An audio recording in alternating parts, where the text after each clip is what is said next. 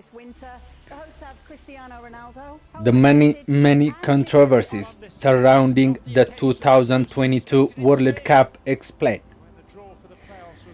Since FIFA awarded the 2022 World Cup to Qatar in 2010, the tournament has been ensnared in a tangled web of scandals. The 2022 FIFA World Cup is set to kick off in Qatar on November 20, stirring excitement and anticipation in soccer fans around the world.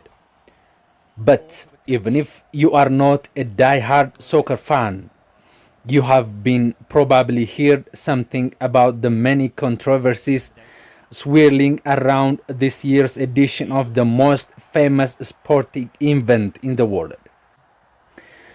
Since FIFA, the governing body for international soccer, awarded the 2022 World Cup to Qatar in 2010, the tournament has been ensnared in a tangled web of scandals. That web includes everything from allegations of corruption and bribery during the bridging process to host the tournament, the accusation that Qatar is using the event to sportswash its record of human rights abuses.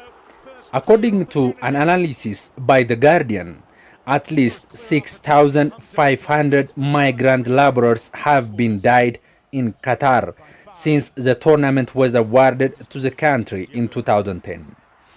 Global tensions around the competition have been further inflamed by FIFA's controversial decision to move it into the Northern Hemisphere's winter to avoid Qatar's infernal summer heat, a move that critics have seized on as proof that FIFA is bending over backward to accommodate an already troublesome host. And this is not the first time a World Cup has been caught up in geopolitical controversies.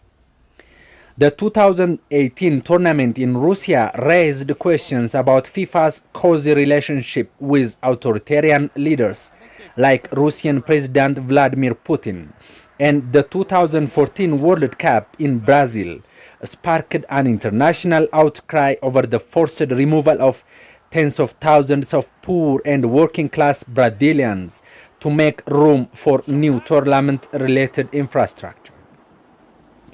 Since at least 1934, when the Second World Cup took place in Benito Mussolini's fascist Italy, soccer fans have had to temper their enthusiasm for the game with an awareness of unsavory political compromises that inevitably accompany the multi-billion-dollar spectacle.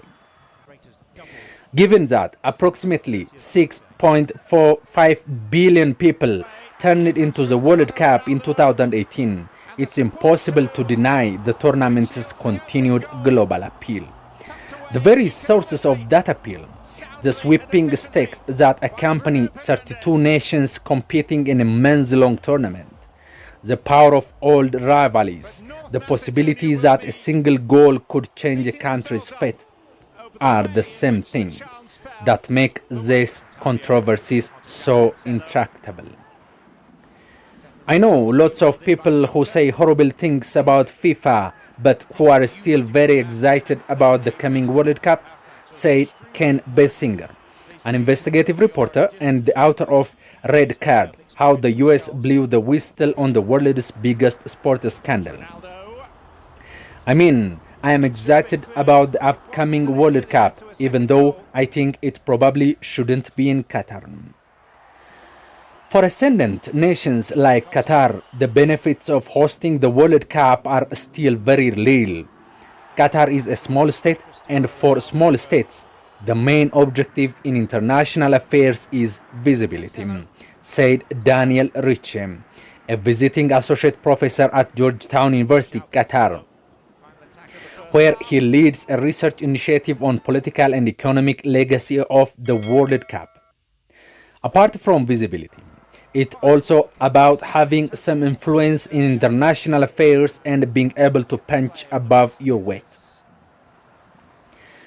But the increased international scrutiny that accompanies the tournament also creates significant political liabilities for hosts, as Richie and his co-author Paul Michael Brangan argue in the new book on the tournament. While Qatar intends to use the 2022 World Cup to promote a positive image of the countries abroad, the tournament has, in contrast, come to introduce and educate many global audiences to the state in largely negative terms. In Qatar's case, Ted Ritchie, the pros still appear to outweigh the cons, but as global awareness of the economic, ecological, and human costs of the tournament continues to spread, FIFA and the future host nations will have to answer difficult questions about the tournament's merit. And with Saudi Arabia reportedly eyeing a bid to host the 2030 tournament, these questions aren't likely to disappear anytime soon. Controversy 1. Qatar's bid was marred by accusation of corruption and bribery. FIFA's decision in December 2010 to award the 2022 tournament to Qatar caught the world off guard, with many fans expressing surprise and more than a little doubt that a desert monarchy whose soccer team had never qualified for a World Cup had legitimately beat out global sporting powerhouses that made bids to host the tournament, like the United States, Japan, and Australia. But even before the decision was publicly announced, soccer fans had good reasons to doubt the integrity of FIFA's bidding process. Just 2 months before FIFA was slated to announce the host for the 2018 and the 2022 tournaments, the organization suspended 2 members of its 24-person executive committee, the entity tasked with choosing the host nations, who had been accused of offering to sell their votes. Both men eventually received temporary bans from FIFA. This primary corruption allegation turned out to be only the tip of the trash heap for FIFA. In 2014, the UK-based Sunday Times reported on a trove of leaked emails and other documents suggesting that prominent Qatari soccer official and former FIFA executive committee members Mohammed bin Hammam had allegedly paid millions of dollars worth of bribes to FIFA officials. Bin Hammam had already received a lifetime ban from FIFA in 2011 for other corruption charges. A subsequent investigation into corruption allegations conducted by FIFA's chief ethics investigator and a former United States Attorney Michael J. Garcia found evidence of serious irregularities in the bidding process, but offered no conclusive proof that Qatari officials had used bribes to influence the outcome of the vote. Yet FIFA's troubles only deepened from there. In May 2015, the US Department of Justice unsealed indictment against 9 FIFA officials, accusing the officials of racketeering, wire fraud, and money laundering in connection with a far-reaching scheme to sell broadcasting rights for the tournament. Soon after, authorities in Switzerland announced a parallel investigation into allegations of corruption in the bidding process for 2018 World Cup in Russia and 2022 tournament in Qatar. In the midst of the turmoil, FIFA's longtime president Sepp Blatter abruptly announced his resignation just days after winning re-election to a fifth term as the governing body's leader. Blatter was later charged with criminal fraud in Switzerland, but he was acquitted in July 2022. Then, in April 2020, the Justice Department released fresh evidence suggesting that 3 FIFA officials accepted bribes from unnamed intermediaries to vote for Qatar. The results of these inquiries have been mixed. although investigators have uncovered extensive criminal wrongdoing with FIFA. They have yet to turn up a smoking gun proving that Qatari officials bribed FIFA officials, and the Qatari officials have continued to deny any wrongdoing. We are 100% confident in the integrity of our bid, said a spokesperson for Qatari Supreme Committee for Delivery and Legacy, the entity tasked with overseeing preparations for the tournament, in a statement. Corrupt or not, FIFA's choice for Qatar does seem to be a bit self-servicing.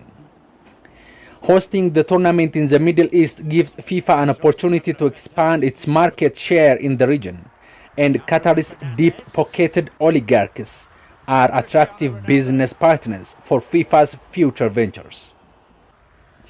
Nevertheless, the slew of arrests, indictment, and investigations has decisively undermined the public confidence in FIFA and its Qatari hosts. I don't think people think of Qatar as a very positive actor, said Bessinger. They are not doing a good job of instilling the public's confidence in them as a clean place to have a World Cup. Controversy 2. The tournament's infrastructure has been built on the backs of low-paid migrant laborers. Even for resource-wealthy nations like Qatar, hosting the World Cup in an arduous logistical undertaking, requiring billions of dollars of investment in new stadiums, transportation infrastructure, and accommodation to serve the hundreds of thousands of fans who attend the tournament. But Qatar, which has spent nearly $220 billion on new infrastructure ahead of the tournament, has kept labor costs down by relying on an extensive and deeply exploitative network of low-wage migrant labor to prepare for the tournament. The horrors of Qatar's migrant worker system are no secret, and the dangerous conditions created by the system are not unique to the preparations for the World Cup.